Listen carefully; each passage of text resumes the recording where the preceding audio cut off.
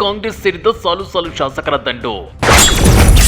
ದಕ್ಷಿಣ ಭಾರತದಲ್ಲಿ ಕಾಂಗ್ರೆಸ್ ಸಿಕ್ಕಾಪಟ್ಟೆ ಸ್ಟ್ರಾಂಗ್. ಕರ್ನಾಟಕದಲ್ಲಿ ಬಿಜೆಪಿಗೆ ಇದು ಎಚ್ಚರಿಕೆಯ ಗಂಟೆ. ಒಬ್ಬರಲ್ಲ ಇಬ್ಬರಲ್ಲ, ಸಾಲು ಸಾಲು ಶಾಸಕರು ಕಾಂಗ್ರೆಸ್ ಪಕ್ಷಕ್ಕೆ ಸೇರ್ಪಡೆಯಾಗುತ್ತಿದ್ದಾರೆ. ಸಾಲು ಸಾಲು ಶಾಸಕರು ಕಾಂಗ್ರೆಸ್ನತ್ತ ಮುಖ ಮಾಡ್ತಿರೋದು ರಾಜಕೀಯ ವಲಯದಲ್ಲಿ ಸಾಕಷ್ಟು ಕುತೂಹಲ ಕೆರಳಿಸ್ತಿದೆ. ಆ ಮೂಲಕ ದಕ್ಷಿಣ ಭಾರತದಲ್ಲಿ ಕಾಂಗ್ರೆಸ್ ಸಿಕ್ಕಾಪಟ್ಟೆ ಸ್ಟ್ರಾಂಗ್ ಆಗ್ತಾ ಇದ್ರೆ, ಕರ್ನಾಟಕದಲ್ಲಿ ಬಿಜೆಪಿಗೆ ಇದು ಎಚ್ಚರಿಕೆಯ ಗಂಟೆಯಾಗಿ ಮಾರ್ಪಟ್ಟಿದೆ. ಹಾಗಾದ್ರೆ ಸಾಲು ಸಾಲು ಶಾಸಕರ ದಂಡು ಕಾಂಗ್ರೆಸ್ ಸೇರ್ತಾ ಇರೋದಕ್ಕೆ ಅದ್ಯಾವ್ಯಾವ ಶಾಸಕರು ಕಾಂಗ್ರೆಸ್ ಸೇರಿದ್ದಾರೆ ಗೊತ್ತಾ? ಅದನ್ನ ಡೀಟೇಲ್ ಆಗಿ ತೋರಿಸ್ತೀವಿ. ಆದ್ರೆ ಅದಕ್ಕಿಂತ ಮೊದಲು ಹಲೋ ಕನ್ನಡ ಯೂಟ್ಯೂಬ್ ಚಾನೆಲ್ ಅನ್ನು ಸಬ್ಸ್ಕ್ರೈಬ್ ಮಾಡ್ಕೊಳ್ಳಿ. ಹಾಗೇನೆ ಪಕ್ಕದಲ್ಲಿರೋ ಬೆಲ್ ಬಟನ್ ಅನ್ನು ಪ್ರೆಸ್ ಮಾಡಿ. ದಕ್ಷಿಣ ಭಾರತದಲ್ಲಿ ಕಾಂಗ್ರೆಸ್ ಸ್ಟ್ರಾಂಗ್ ಆಗಿರೋ ರಾಜ್ಯ ಅಂದ್ರೆ ಅದು ಕರ್ನಾಟಕ. ಆದ್ರೆ ಇತ್ತೀಚೆಗೆ ಪಕ್ಕದ ತೆಲಂಗಾಣದಲ್ಲೂ ಕಾಂಗ್ರೆಸ್ ಕಮಲ್ ಮಾಡಿದ್ದು, ಅಲ್ಲಿ ಕಳೆದ 10 ವರ್ಷಗಳಿಂದ ಬೇರೂರಿದ್ದ ಬಿಆರ್ಎಸ್ ಪಾರ್ಟಿಯನ್ನ ಕಾಂಗ್ರೆಸ್ ಧೂಳಿಪಟ ಮಾಡಿದೆ.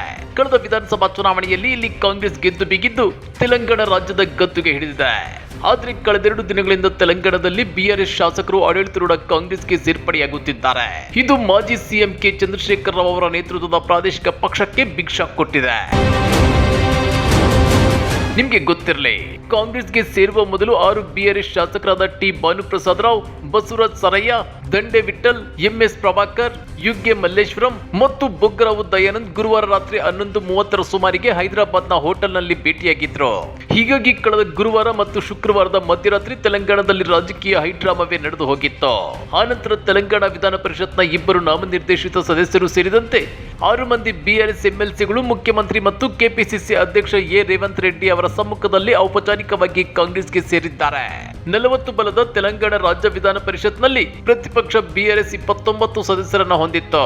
ಇದುವರೆಗೆ 2 ನಾಮನಿರ್ದೇಶಿತ ಸದಸ್ಯರು ಸೇರಿದಂತೆ 8 ಎಂಎಲ್ಎಗಳನ್ನ ಕಾಂಗ್ರೆಸ್ಗೆ ಬಿಟ್ಟುಕೊಟ್ಟಿದೆ. ಶುಕ್ರವಾರ ಬೆಳಗ್ಗೆ 1 ಗಂಟೆಗೆ ಬಿಆರ್ಎಸ್ ನಾಯಕರು ತೆಲಂಗಾಣ ಕಾಂಗ್ರೆಸ್ ಅಧ್ಯಕ್ಷ ಮತ್ತು ಮುಖ್ಯಮಂತ್ರಿ ಎ ರೇವಂತ್ ರೆಡ್ಡಿ ಅವರ ನಿವಾಸಕ್ಕೆ ತೆರಳಿದ್ರು. ಆಗ ತಾನೇ ದಿಲ್ಲಿಯಿಂದ ಹಿಂತಿರುಗಿದ್ದ ಸಿಎಂ ಬಳಿ ಪಕ್ಷಕ್ಕೆ ಸೇರುವ ತಮ್ಮ ಆಸಕ್ತಿಯನ್ನ ವ್ಯಕ್ತಪಡಿಸಿದ್ರು. ತೆಲಂಗಾಣದ ಎಐಸಿಸಿ ಉಸ್ತುವಾರಿ ದೀಪಾ ದುಸ್ಮಾನಿ, ಮುಖ್ಯಮಂತ್ರಿ ಎ ರೇವಂತ್ ರೆಡ್ಡಿ, ರಾಜ್ಯ ಕಂದಾಯ ಸಚಿವ ಪೊಂಗುಲೆಟ್ಟಿ ಶ್ರೀನಿವಾಸ್ ರೆಡ್ಡಿ ಮತ್ತು ಪಕ್ಷದ ಇತರೆ ಹಿರಿಯ ನಾಯಕರ ಸಮ್ಮುಖದಲ್ಲಿ ಅವರು ಔಪಚಾರಿಕವಾಗಿ ಕಾಂಗ್ರೆಸ್ಗೆ ಸೇರ್ಪಡೆಗೊಂಡಿದ್ದಾರೆ. ಇದರಿಂದ 40 ಸದಸ್ಯರ ವಿಧಾನ ಪರಿಷತ್ನಲ್ಲಿ ಕಾಂಗ್ರೆಸ್ ಬಲವು 10ಕ್ಕೆ ಏರುವ ಸಾಧ್ಯತೆ ಇದೆ. ಬಿಆರ್ಎಸ್ ನ ಸಂಖ್ಯೆ 25ರಿಂದ 19ಕ್ಕೆ ಇಳಿದಿದೆ. ಇದಕ್ಕೂ ಮೊದಲು 6 ಬಿಆರ್ಎಸ್ ಶಾಸಕರಾದ ದಾನಂ ನಾಗೇಂದರ್, ಕಡಿಯಂ ಶ್ರೀಹರಿ, ತಲ್ಲಂ ವೆಂಕಟರಾವ್, ಪೋಚಾರಾಮ್ ಶ್ರೀನಿವಾಸ್ ರೆಡ್ಡಿ, ಡಾಕ್ಟರ್ ಸಂಜಯ್ ಕುಮಾರ್ ಮತ್ತು ಕಾಳೆ ಯಾದಯ್ಯ ಕಳೆದ ವರ್ಷ ನಡೆದ ವಿಧಾನಸಭಾ ಚುನಾವಣೆಯ ನಂತರ ಕಾಂಗ್ರೆಸ್ಗೆ ಸೇರ್ಪಡೆಗೊಂಡಿದ್ರು. ಮುಂದಿನ ದಿನಗಳಲ್ಲಿ ಇನ್ನೂ ಹೆಚ್ಚಿನವರು ಕಾಂಗ್ರೆಸ್ ಪಕ್ಷಕ್ಕೆ ಸೇರ್ಪಡೆಯಾಗಲಿದ್ದಾರೆ ಅನ್ನೋ ಊಹಾಪೋಹಗಳು ಜೋರಾಗಿವೆ.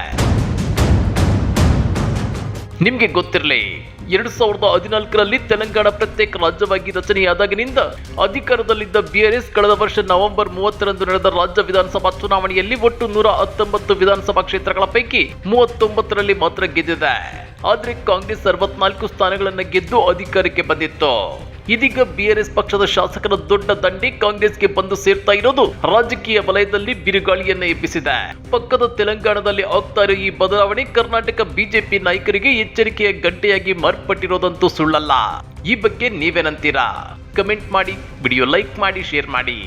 ಇಂಥ ಮತ್ತಷ್ಟು ರೋಚಕ ರಾಜಕೀಯ ಸುದ್ದಿಗಳನ್ನ ಮಿಸ್ ಮಾಡದೆ ನೋಡಬೇಕು ಅಂದ್ರೆ ಹಲೋ ಕನ್ನಡ ಯೂಟ್ಯೂಬ್ ಚಾನೆಲ್ ಅನ್ನ ಸಬ್ಸ್ಕ್ರೈಬ್ ಮಾಡ್ಕೊಳ್ಳಿ.